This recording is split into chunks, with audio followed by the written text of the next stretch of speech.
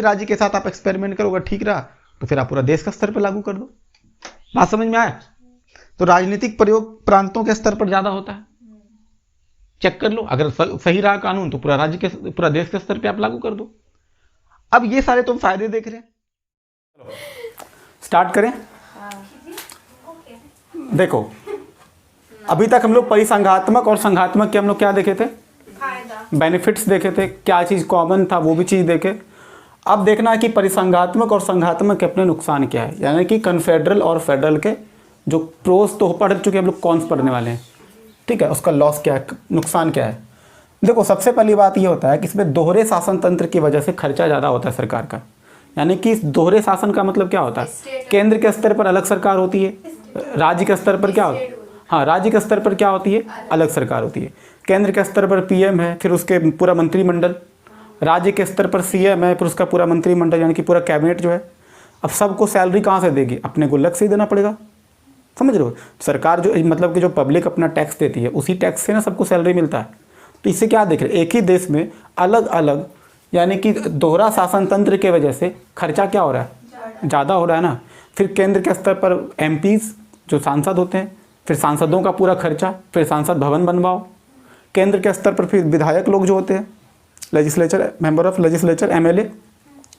तो वहाँ पर एमपी का खर्च, यहाँ पर क्या हो गया? एमएलए का खर्च, दुनिया भर का खर्चा है। तो क्या होता है? परिसंघात्मक और संघात्मक की वजह से क्या होता है? यहाँ पर दोहरे शासन तंत्र की वजह से क्या होता है? खर्चा ज़्यादा है। अब देखो, इसके वजह से और भी नुकसान है। प्रशासन का ढांचा भी तो इसके वजह से जटिल हो जाता है। अब राज्य के स्तर पर अलग कानून है, केंद्र के स्तर पर अलग कानून है, अलग अलग राज्यों का अलग अलग कानून है।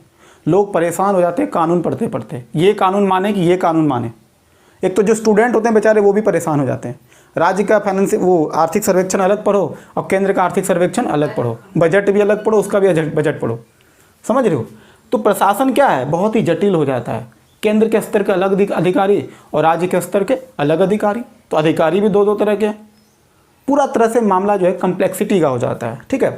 तो प्रशासन का भी ढांचा क्या होता है? एकदम जटिल है।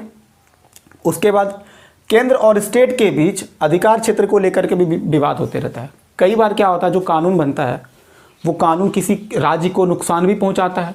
और ऐसे में अगर मान लो वो राज्य अगर कहेगा केंद्र को कि ये कानून आपका गड़बड़ है, हम इस चीज़ को नहीं मानते हैं, तो फिर केंद्र क्या बोलेगा? फिर यहाँ पर केंद्र और राज्य के बीच क्या होगा? विवाद होगा ना। तो कई कानून ऐसा होता है जो केंद्र राज्य पे कभी कभी ज़बरदस्ती भी थोपता है। राज्य उस कानून को मानना नहीं चाहता है। जैसे जीएसटी को लेकर के जो हम बता रहे थे, शुरुआत में गुजरात नहीं मानता था, तो केंद्र सरकार क्या बोली कि चिंता मत कीजिए, जीएसटी के वजह से आपको जितना भी नुकसान होगा, आपको 2 से 3 साल तक आपको हम भरपाई करेंगे, निश्चिंत रहिए, आपको कोई खर्चा नहीं होने देंगे। तब जाके गुजरात सरकार मानी, क्योंकि जीएसटी के वजह से उसको नुकसान काफ़ी हुआ। तो क्या देख रहे हैं, केंद्र और राज्यों के बीच अधिकार क्षेत्र को लेकर के बहुत सारा विवाद होता है। जैसे शिक्षा, एजुकेशन जो है, तुम देखते हो राज्य का विषय आमतौर पे होता है नहीं, मतलब कहने का मतलब है कि राज्य भी कानून बना सकते हैं और केंद्र भी कानून बना सकता है। यानी एजुकेशन हमारा समवर्ती सूची का होता है, इसको कि हम लोग क्या बोलते हैं? कंकरेंट लिस्ट बोलते हैं। वहाँ भी कई बार होता है कि केंद्र सरकार जो है एजुकेशन में कुछ और सिलेबस डालता है और राज्य सरकार भी सिलेबस में कुछ और डाल देता है, तो वहाँ भी मामला कन्फ्लिक्ट होता है, ठीक है। तो ये भी दिक्कत है, केंद्र और राज्यों के बीच अधिकार क्षेत्र को लेकर विवाद है। उसके बाद राजनीतिक गतिरोध तो डेफिनेटली होगा, पॉलिटिकल प्रॉब्लम तो होगा। क्या होगा? क्योंकि केंद्र और राज्यों में अगर अलग अलग पॉलिटिकल पार्टीज़ की सरकार होगी तो दिक्कत होगा ना। अब केंद्र में मान लो अलग पार्टी की सरकार है और राज्य में अलग पार्टी की सरकार है, तो दिक्कत इसके वजह से भी होता है। अब जो पॉलिटिकल, मान लो कि केंद्र में बीजेपी की सरकार है और केरला में अभी दूसरे पार्टी की सरकार है, तो बीजेपी की सरकार अक्सर क्या करेगी, जहाँ पर जिस स्टेट में उसकी पार्टी की सरकार, उसको ज़्यादा वो मदद करेगा, उसको ज़्यादा वो प्रमोट करेगा, हेल्प करेगा। लेकिन जो कि दूसरे दल की, दूसरे पार्टी की सरकार है, उसको क्या करेगा? परेशान भी करता है। तो देख रहे हैं यहाँ पे दिक्कत है। केंद्र हमेशा चाहता है कि जिस पार्टी का सरकार केंद्र में हो, राज्य में भी उसी पार्टी का सरकार बने। देखना, जब राज्यों में चुनाव होता है ना, उस समय तुमको ये चीज़ ज़्यादा समझ में आएगा। एड़ी चोटी का दम लगा देता है। अभी बंगाल चुनाव याद है? बंगाल चुनाव में बीजेपी कितना प्रयास किया था जीतने के लिए, वो अलग बात है कि नहीं जीत पाया, ठीक है। तो राजनीतिक गतिरोध क्यों होता है? केंद्र और राज्य के बीच अलग अलग पार्टी का सरकार होने की वजह से। तो अलग अलग पार्टी की वजह से भी कई बार क्या होता है, देखो कई बार क्या होता है, बहुदल यानी कि मल्टीपल, कई सारे जो पॉलिटिकल पार्टीज होते हैं, उसके वजह से भी प्रॉब्लम क्रिएट होता है, ठीक है, क्योंकि सभी पार्टीज का विचारधारा क्या है? अलग अलग है। उसके बाद क्या देखते हैं, अब इसी के वजह से एक और चीज़ देखना क्या होगा, क्षेत्रवादी प्रवृत्तियां भी जगता है, बढ़ता है। अब ये क्षेत्रवादी प्रवृत्ति रीजनल जो टेंडेंसी जो देखता है, ये क्या दिखता है? अब मान लो केंद्र और राज्यों में अलग अलग दल की सरकार है, तो हो सकता है ना कि राज्य सरकार केंद्र के सरकार के खिलाफ लोगों को भड़काए कि बीजेपी सरकार गलत है। जैसे बंगाल में ऐसा खूब हुआ है, वहाँ पर तुम देखना कि जो बीजेपी के कई सारे कार्यकर्ताओं की हत्या भी हुई है, ऐसा हुआ है, न्यूज़ में तो हम लोग अक्सर देखते थे।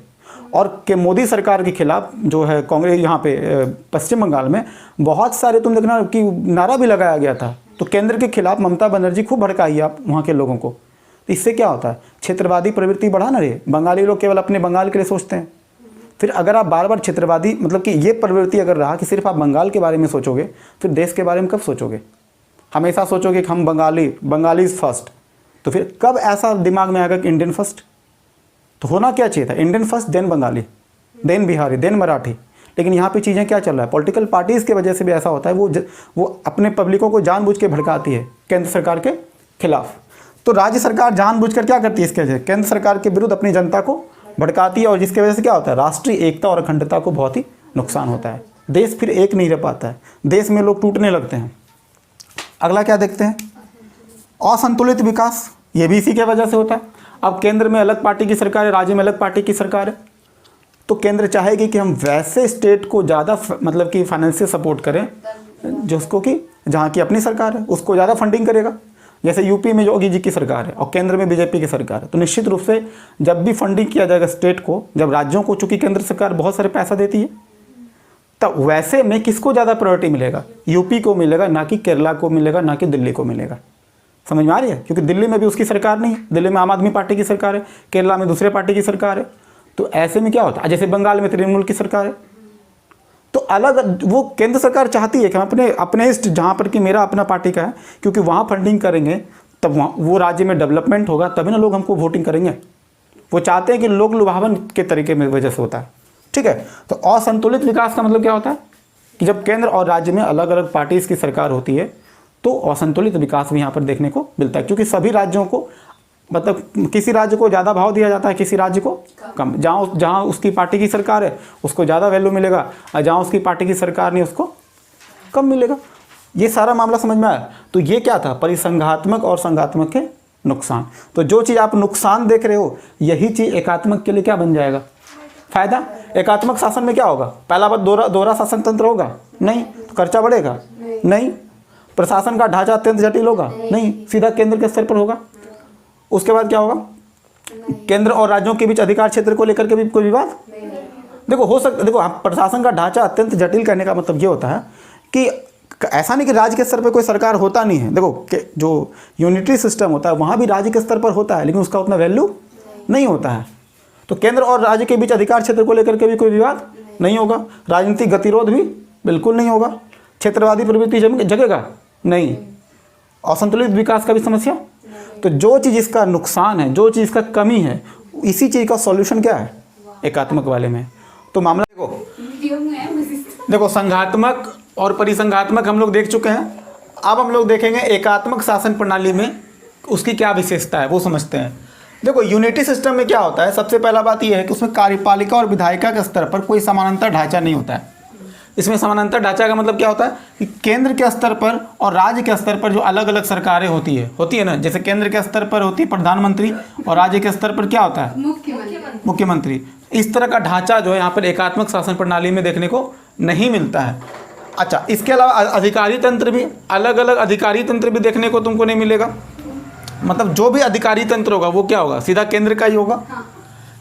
अच्छा, दूसरा बात क्या है इसमें? संविधान का महत्व क्या होता है यहाँ पे संविधान का महत्व उतना ज़्यादा नहीं होता है, यानी कि संविधान का ज़्यादा कुछ नहीं चलेगा, क्योंकि यहाँ पर कार्यपालिका और विधायिका जो केंद्र के स्तर पर होता है वही जो कहता है उसी के हिसाब से कानून बन जाता है। ठीक है, तो न्यायपालिका का जो है महत्व होगा।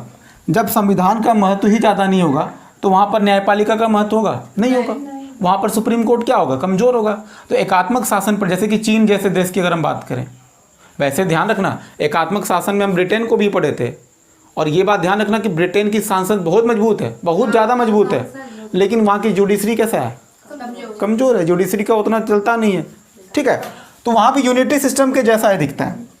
और एक चीज़ देखो, तो न्यायपालिका का महत्व होगा? नहीं होगा। जहाँ पे संविधान का महत्व कम होगा वहाँ पे न्यायपालिका का महत्व भी कम होगा। ये समझ में आ गया? अच्छा, इस शासन प्रणाली के कुछ लाभ और नुकसान भी हैं, मतलब लाभ और मतलब घाटे भी हैं। क्या लाभ? अच्छा, लाभ जो है किस देश को मिलेगा? आमतौर पर ऐसी शासन प्रणाली कौन सा देश मतलब फॉलो करेगा? ऐसे देश जहाँ पर कि अपना जनसंख्या उसका कम हो, छोटा सा देश हो, प्यारा सा देश हो, ठीक है। तो उसके बाद जिसका भौगोलिक क्षेत्रफल भी क्या हो, कम हो, तो उसको ज़्यादा जिला में बांटना पड़ेगा? नहीं बांटना पड़ेगा। डाइवर्सिटी जहाँ कम हो, यहाँ पर की विविधता, अलग अलग धर्म के लोग, अलग अलग जाति के लोग, अलग अलग भाषा के लोग नहीं होंगे।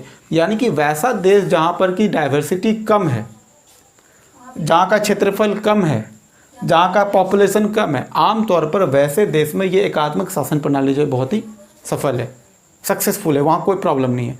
देखो, हम ये नहीं कह सकते हैं कि हर मामले में संघात्मक ही अच्छा है। हम देख चुके हैं संघात्मक के भी अपने फ़ायदे नुकसान देख चुके हैं, और एकात्मक के भी अपने फ़ायदे नुकसान हैं। लेकिन देखो, चीन जैसी देश की बात अगर हम एग्जाम्पल के रूप में सोचें तो चीन के पास पॉपुलेशन कम है क्या? नहीं। भौगोलिक क्षेत्रफल कम है क्या? नहीं। डाइवर्सिटी कम है? नहीं। डाइवर्सिटी उसके बाद भी ठीक ठाक है। तो ऐसे में देखो, एकात्मक शासन प्रणाली वहाँ मान तो लिया है, लेकिन उसके नुकसान भी, वहाँ के लोगों को वहाँ उतनी आज़ादी नहीं है। हालांकि देश वो बहुत काफ़ी तेज़ी से प्रोग्रेस किया है। एकात्मक शासन प्रणाली जहाँ भी होगा ना, वहाँ पर प्रोग्रेस जल्दी होगा, क्योंकि केंद्र के स्तर पर जो भी योजना लाएगा वो राज्य के स्तर पर भी लागू होगा। अच्छा, एक चीज़ और भी है, होगा कि सारे राज्य के स्तर पर एक जैसा योजना लागू होगा, किसी के साथ कोई भेदभाव होगा? अभी देखो, इसमें शासन का खर्च ज़्यादा होगा।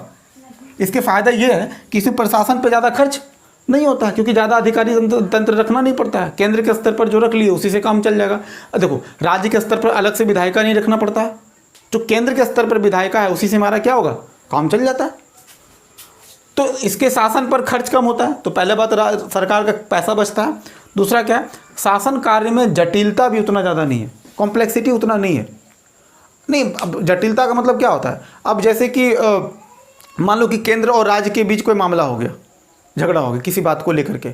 अब ऐसे में दिक्कत क्या है? अब न्यायपालिका को बीच में दखलंदाजी करना पड़ेगा, और यहाँ पर न्यायपालिका को उतना चलता है, और ना ही केंद्र और राज्य के बीच वैसा संबंध है। वहाँ तो केंद्र, यहाँ तो केंद्र ही सर्वोसर्वा है ना। तो जब केंद्र और राज्य के बीच झगड़ा ही नहीं होगा, तो ऐसे में न्यायपालिका का उतना ज़रूरत है, तो न्याय करने में भी जो खर्च होता है वो भी होगा।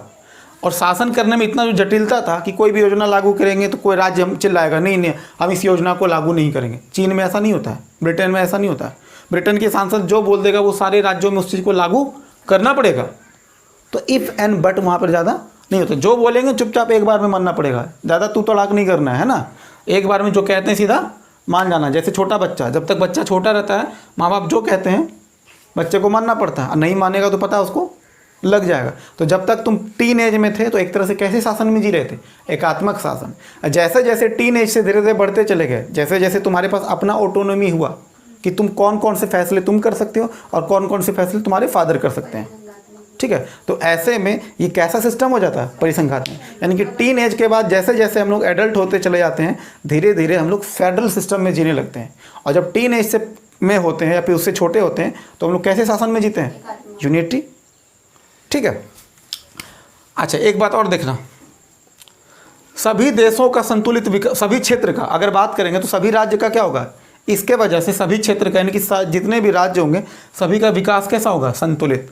किसी को ज़्यादा फायदा, किसी को कम फायदा नहीं होगा।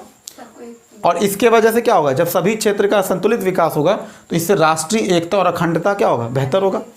वहाँ पर कोई क्षेत्रवाद का भावना होगा, वहाँ पर ऐसा कोई राज्य के सरकार कर पाएगा कि जो है देश के खिलाफ ही बोल देगा, बगावत कर देगा? नहीं, क्योंकि वहाँ पे ज़्यादा पार्टी भी नहीं होता है। चलो ठीक है, ये हमारा हो गया। अब इसके नुकसान देखते क्या क्या है। नुकसान है कि सरकार और जनता के बीच अधिक दूरी होता है। ये बात सही है कि आम जनता से सरकार का कनेक्शन काफ़ी दूर होता है, क्योंकि केंद्र में बैठा हुआ व्यक्ति है, वहाँ से बैठ करके सारे फैसले कर रहा है। वो राज्य के स्तर पर होता है तब ना। मान लो कोई चीज़, अभी मान लो बिहार में कोई प्रॉब्लम होगा तो कितने लोग जाएंगे दिल्ली धरना देने के लिए?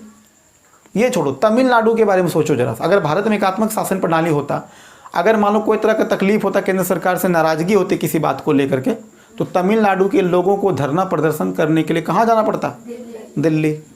बेचारे धरना करने वाले ट्रेन में ही हालत ख़राब हो जाती पहुँचते पहुँचते, है ना। तो राज्य के स्तर पर होने से क्या होता है? एक फ़ायदा भी होता है कि चूँकि हम सरकार पर दबाव आसानी से बना पाते हैं, है ना। तो सरकार और जनता के बीच दूरी क्या है? बहुत ज़्यादा है। कई बार क्या होता है कि पूरा जो केंद्र का जो मुखिया होता है वो ऐसा फैसला कर देगा, जो होता है अलग अलग लोगों का अपना अपना अलग अलग चॉइस होता है ना, तो सभी लोगों से इच्छा थोड़ी पूछता है। तो ये मोटा मोटी ओवरऑल कानून थोप देगा, जिससे कि जनता, बहुत सारी जनता खुश भी रहेगी, बहुत सारी जनता नाराज भी रहेगी। अब दूर से बैठ के कोई फैसला करेगा तो निश्चित रूप से हमारे और उसके बीच क्या होगा, गैप क्या होगा, ज़्यादा होगा।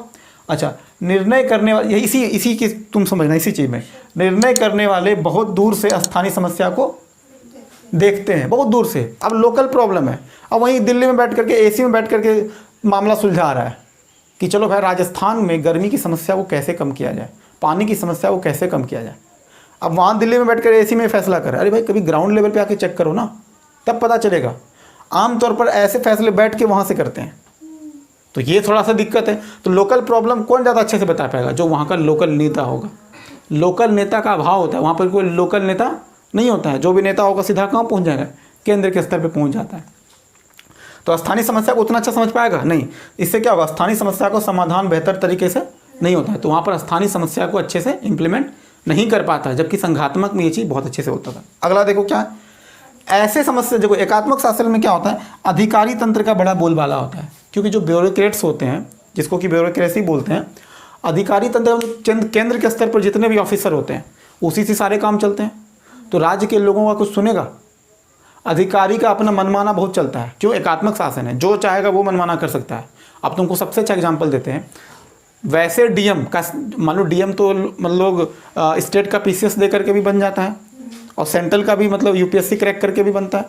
लेकिन तुम देखना किस डीएम के पास ज़्यादा पावर होता है, जो सेंटर पास कर, मतलब जो यूपीएससी क्लियर करके आता है उसके पास ताकत ज़्यादा होता है, और वो चाहे तो मनमाना भी कर सकता है। मतलब कुछ रिस्ट्रिक्शंस हैं, लेकिन सोच के देखना कि राज्य के स्तर पर अधिकारी ना होंगे तो केंद्र वाला जो अधिकारी वो कुछ समझेगा इसको, यहाँ के लोगों को इतना, मतलब एक अलग ही तैस में रहता है अधिकारी तंत्र। मतलब हम क्या अधिकारी हैं, मतलब मेरा अलग ही वजूद है, अलग ही वैल्यू है, तो वो मनमाना ज़्यादा करेगा अपना।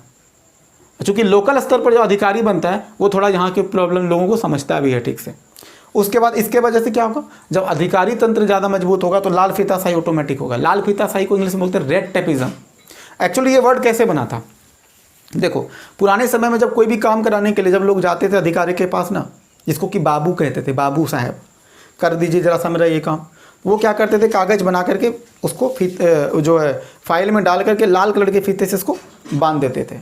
अब उसके बाद क्या है, तुमको कोई भी काम करवाना है तो तुम उसको पैसा देना पड़ेगा, फिर टाइम भी बहुत लेता था। तुम जिस डिपार्टमेंट में गए काम कराने, वो डिपार्टमेंट दूसरे डिपार्टमेंट को भेज रहा है, वो डिपार्टमेंट तीसरे डिपार्टमेंट को भेज रहा है। तो ये क्या है, लाल फीताशाही तो है कि कोई भी काम करोगे। अच्छा, कोई मानो छोटा मोटा सर्टिफिकेट भी बनवाना हो, सोच के देखो कि अगर कैरेक्टर सर्टिफिकेट इस सिस्टम में बनवाना होता, हालत ख़राब हो जाता। कि तुम जाते तो पता चलता, वो तो तुमको एक तो मतलब क्या, वो जिसके पास पावर ज़्यादा होता है वो तो अपने आप को वैसे भी सर्वा समझने लगता है। लोकल लोग होगा थोड़ा सा तुम्हें कॉपरेट भी कर देगा, और ये भाई साहब जब आते हैं अलग ही मूड में रहते हैं, तो कोई भी काम तुम्हारा टाइम पर नहीं करेंगे। इसको लाल फीताशाही का मतलब क्या होता है कि तुमको क्या बोलते हैं, तारीख पे तारीख दे के परेशान कर देगा। कोई भी काम करवाना हो इतना पैसा लगेगा, छोटा से छोटा काम में भी अधिकारी तुमको परेशान कर देंगे। तो ये सारा समस्या किस काम देखे, यूनिटरी सिस्टम का ये प्रॉब्लम देखे। देखो अगर बात करें भारत की सिस्टम की बात करें तो भारत दरअसल देखो अधिकांश मामलों में भारत क्या है, संघात्मक व्यवस्था से चलता है, लेकिन कभी कभी इमरजेंसी में वो किस सिस्टम को फॉलो करता है, एकात्मक। मान लो देश में कोई इमरजेंसी आ गया तो वैसे में क्या होता है, इमरजेंसी के टाइम में हमारा देश कैसा हो जाता है, यूनिटरी सिस्टम में चले जाता है।